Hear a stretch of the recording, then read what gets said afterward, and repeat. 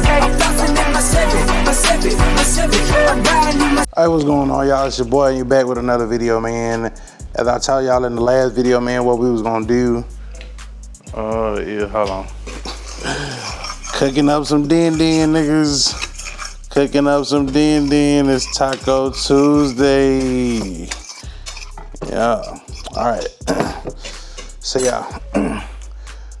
So basically, what we gonna do? We gonna show. Well, we gonna turn the light on, so I got a little bit more better light. Yeah. So basically, what we did, like I told y'all, we were going to warranty out our pump at the local auto parts store, O'Reilly's. But then we're also gonna go ahead and buy replacement pumps. Now, I did go to Rock Auto. Now, if you've been watching the channel for a while, you know that before I ever started working at the parts store, know what I'm saying, I fooled with Rock Auto heavy. Like I got Rock Auto magnets all on the side. So I'm gonna continue the collection because they sent me another magnet. So this one is Ken's Dodge, built with Rock Auto parts. A little Viper thing, you know what I'm saying? So yeah, we'll, boom, add that to the collection. Be good to go. Still just sizzling a lot. We already trying to burn off. So like I told y'all, I was gonna order multiple pumps. So I ordered 3 of them, right? Just so in the future, like if I do need to warranty it out and say that I'm just trying to get the car, you know, oh damn, pump without, let me swap it out right quick, and then boom, I can go warranty it out later because I already have a pump on deck. So like I said, that's what I did. I ordered not 1, not 2, but 3 SP1115s. Now, part number right there at the end of the box, SP1115. This is the one that was originally in the box Chevy 38. These were on closeout. I don't know how many they had, but I know they was like $20-something a piece. So yeah, I think I ended up paying like close to 60 bucks for them. So you're gonna open up your box. You know what I'm saying? It got the O-ring on there, you know, your little pickup tube, all of that, and then you got your pump. You know what I'm saying? Now this pump, like I said, I don't know what was going on with that other pump, why it went out so fast or whatever, but the SP1115 has worked for me not only in the, so the SP1115 I put in the C10 kind of gave me an issue. The SP1115 that I put in the two-door box Chevy, like it just gave out, you know what I'm saying?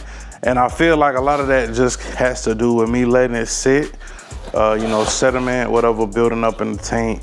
And then, you know, you go to crank it up, pump it up, you know, kick on, it suck up that bull crap in there, overheat the pump, or, you know, bind it up, and next thing you know, ain't got no pump. So if y'all remember some years ago, man, I did do the Kimzos like that. That's why when them last pumps that I replaced this year is because I bought them Kimzo fuel pumps and I had them on deck. I'm just saying. So the last one,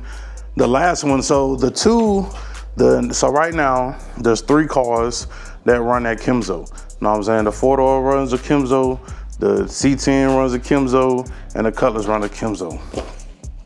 These 3 still have the stock harness connector to run these SP1115s. Now, it's not a big deal to switch it over, although this one doesn't have an extra connector in it, but you can get another connector and put it on there. But like I said, I just want to have some backups.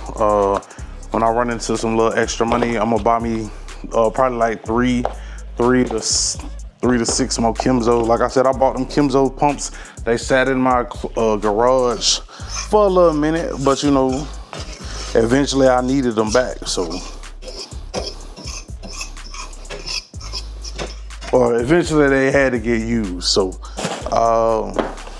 this has been another episode of Cooking with LS. No, I'm playing. But no, real talk though. Electric fuel pump, SP1115, like I said, about $25-$30 a pump. It will work. If these are plugged into the sender unit for a lot of those vehicles that y'all are doing an LS swap on. You know, some people go AEM, some people like the outer tank. When I did that Bosch 44 pump, whether it was real or knockoff, like I feel like I didn't have no good luck with it. In tank, I just like in tank. So it's a pump. It's a real big pump when you gotta drop that tank to swap it out. But I feel like if you don't let the vehicle sit for, you know, months on end, you know, with that same gas in there, then, you know, you might be good to go. So hopefully, if you need to, check out the SP1115 and see if it's something that's gonna work for you and your application. Tell them LS Chevy Rider 254 sent you. So remember, identify your weaknesses, make it your strength. Life is all about choices. Choose wisely and productivity or procrastination. And remember, the hustle don't stop, the grind don't stop. Don't.